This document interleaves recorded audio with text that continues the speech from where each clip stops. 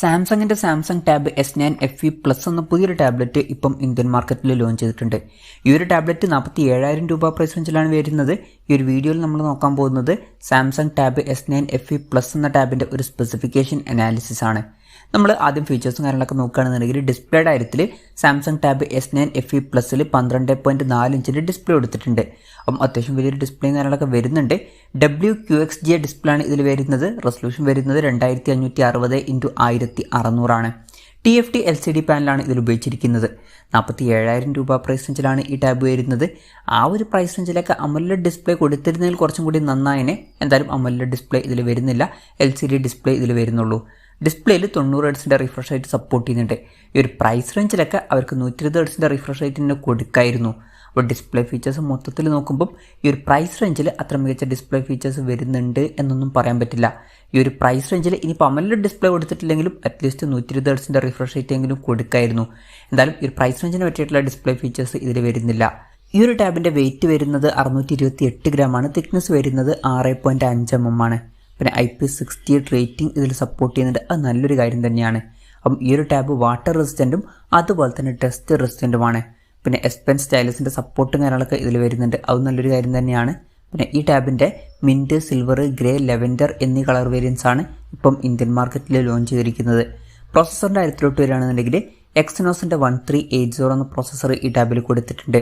47,000 രൂപ പ്രൈസ് റേഞ്ചിൽ ഈ ഒരു പ്രോസസ്സർ എങ്ങനെയുണ്ടെന്ന് വെച്ചാൽ അത്ര മികച്ചൊരു പ്രോസസ്സറാണ് എന്ന് പറയാൻ പറ്റില്ല. ഇതിനേക്കാൾ ബെറ്റർ ആയിട്ടുള്ള പ്രോസസ്സറുമായിട്ട് വരുന്ന ടാബുകളൊക്കെ ഇതിലും കുറഞ്ഞൊരു പ്രൈസ് റേഞ്ചിൽ വരുന്നുണ്ട്. ഉദാഹരണം പറയുകയാണെന്നുണ്ടെങ്കിൽ 36,000 രൂപ പ്രൈസ് റേഞ്ചിലൊക്കെ ആയിട്ട് OnePlusന്റെ പാഡ് എന്നുള്ള ടാബ്ലറ്റ് വരുന്നുണ്ട്. അതിലാണെങ്കിൽ MediaTek Dimensity 9000 എന്ന പ്രോസസ്സറൊക്കെ വരുന്നുണ്ട്. അത് ഇതിനേക്കാളൊക്കെ വേ ബെറ്റർ ആയിട്ടുള്ള ഒരു പ്രോസസ്സറാണ്. അപ്പോൾ നിങ്ങൾ മെയിനായിട്ട് നോക്കുന്നത് പെർഫോമൻസ്, ഗെയിമിങ് ഇതുപോലുള്ള കാര്യങ്ങളൊക്കെ ആണെന്നുണ്ടെങ്കിൽ ഇതിന് പകരം OnePlusന്റെ പാഡ് എന്നുള്ള ടാബ്ലറ്റ് നോക്കാവുന്നതാണ്. എന്തായാലും ഈ ഒരു പ്രൈസ് റേഞ്ചിനനുസരിച്ചിട്ടുള്ള ഒരു പ്രോസസ്സർ ഈ ടാബിൽ കൊടുത്തിട്ടില്ല. പിന്നെ ഈ ഒരു ടാബിൻ്റെ വൈഫൈ മാത്രം സപ്പോർട്ട് ചെയ്യുന്ന വെർഷനും അതുപോലെ തന്നെ 5G സപ്പോർട്ട് ചെയ്യുന്ന ഒരു വെർഷനും വരുന്നുണ്ട്. ഈ ഒരു ടാബിൻ്റെ ബേസ് വേരിയൻറ്റിൽ 8GB റാമും 128GB ഇൻറ്റേർണലുമാണ് വരുന്നത്. 12GB റാമും 256GB ഇൻറ്റേർണലുമായിട്ട് വരുന്ന ഒരു വെർഷനും വരുന്നുണ്ട്. മെമ്മറി എക്സ്പാൻഡ് ചെയ്യണമെന്നുണ്ടെങ്കിൽ മെമ്മറി കാർഡ് സ്ലോട്ടും കാര്യങ്ങളൊക്കെ ഇതിൽ കൊടുത്തിട്ടുണ്ട്.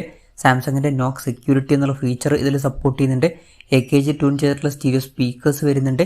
ഡോൾബി അറ്റ്മോസിൻ്റെ സൗണ്ടും സപ്പോർട്ട് ചെയ്യുന്നുണ്ട്. Android 13 ബേസ് ആയിട്ടുള്ള 1UI സോഫ്റ്റ്വെയർ ആണ് ഈ ഫോണിൽ വരുന്നത്.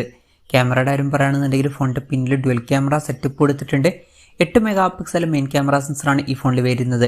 രണ്ടാമത് 8 MP ഒരു അൾട്രാ വൈഡ് ആംഗിൾ ലെൻസും വരുന്നുണ്ട്. പിന്നെ ഫ്രണ്ടിൽ 12 MP സെൽഫി ക്യാമറയും കൊടുത്തിട്ടുണ്ട്.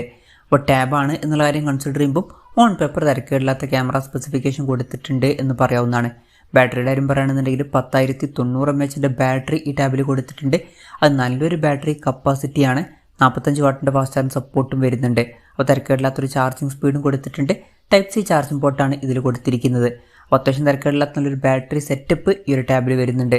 അപ്പോൾ ഇതൊക്കെയാണ് ഫീച്ചേഴ്സിനെ പറ്റി പറയാനുള്ള കാര്യങ്ങൾ.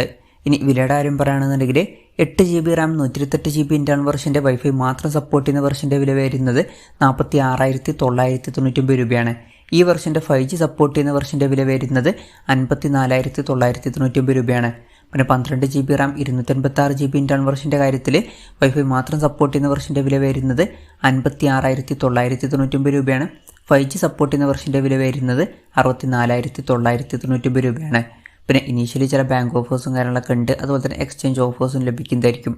എന്തായാലും ഓവറോൾ നോക്കുകയാണെന്നുണ്ടെങ്കിൽ Samsung tab S9 FE plus എന്ന ടാബ് ഈ ഒരു പ്രൈസ് റേഞ്ചിൽ അത്ര മികച്ചൊരു ടാബ്ലറ്റ് ആണ് എന്ന് പറയാൻ പറ്റില്ല.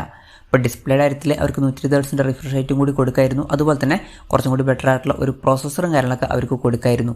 അപ്പം എൻ്റെ ഒരു അഭിപ്രായത്തിൽ ഇതിനേക്കാൾ കുറഞ്ഞൊരു പ്രൈസ് റേഞ്ചിൽ OnePlusൻ്റെ OnePlus പാഡ് പോലുള്ള ടാബുകളൊക്കെ വരുന്നുണ്ട്. ആൻഡ്രോയിഡിൻ്റെ ടാബുകളാണെന്നുണ്ടെങ്കിൽ അതിലാണെങ്കിൽ ബെറ്റർ ആയിട്ടുള്ള പ്രോസസ്സറും 144 Hz റിഫ്രഷ് റേറ്റും പിന്നെ കോഡ് സ്റ്റീരിയോ സ്പീക്കേഴ്സും കാര്യങ്ങളൊക്കെ ലഭിക്കുന്നുണ്ട്. അപ്പം എൻ്റെ ഒരു അഭിപ്രായത്തിൽ കുറച്ചും കൂടി ബെറ്റർ ആയിട്ടുള്ള ഒരു ഓപ്ഷൻ ആ ഒരു ടാബായിരിക്കും. അല്ല എന്നുണ്ടെങ്കിൽ ഈ ഒരു പ്രൈസ് റേഞ്ചിലോട്ടൊക്കെ എത്തുമ്പം ആപ്പിളിൻ്റെ iPadൽ കുറേ ഓപ്ഷൻസ് ഉണ്ട്. എൻ്റെ ഒരു അഭിപ്രായത്തിൽ ഇതിനേക്കാളൊക്കെ ബെറ്റർ ആ ടാബുകൾ എടുക്കുന്നതായിരിക്കും. iPadsൽ അത്യാവശ്യം നല്ല പെർഫോമൻസും കാര്യങ്ങളൊക്കെ വരാറുണ്ട്. എന്തായാലും ഈ ഒരു ടാബ് ഈ ഒരു പ്രൈസ് റേഞ്ചിൽ അത്ര മികച്ചൊരു ടാബായിട്ട് എനിക്ക് തോന്നിയിട്ടില്ല. എന്തായാലും ഈ ഒരു ടാബിനെ പറ്റിയിട്ടുള്ള നിങ്ങളുടെ അഭിപ്രായം ജസ്റ്റ് ഒന്ന് കമൻറ്റ് ചെയ്യുക.